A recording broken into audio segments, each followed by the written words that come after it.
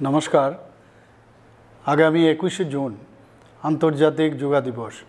2014 সালে রাষ্ট্রসংঘে মাননীয় প্রধানমন্ত্রী শ্রী নরেন্দ্র মোদীজি যোগা দিবস পালনের প্রয়োজনীয়তার কথা ব্যক্ত করে 21 জুন দিনটিকে আন্তর্জাতিক স্তরে পালনের দাবি জানান।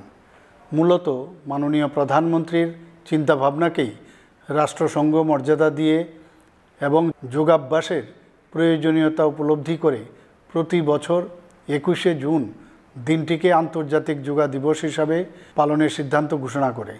2015 সাল থেকে গোটা বিশ্বে এই দিনটি আন্তর্জাতিক যোগা দিবস হিসাবে পালিত হয়ে আসছে। যোগা আমাদের দেশের ঐতিহ্য এবং পরম্পরা। যোগাভ্যাস শরীর এবং মনকে নিয়ন্ত্রিত রাখে, চিন্তার বিকাশকে কার্যকর করে। শৈশব থেকেই ছাত্রছাত্রীদের যোগাভ্যাসের চর্চা প্রয়োজন।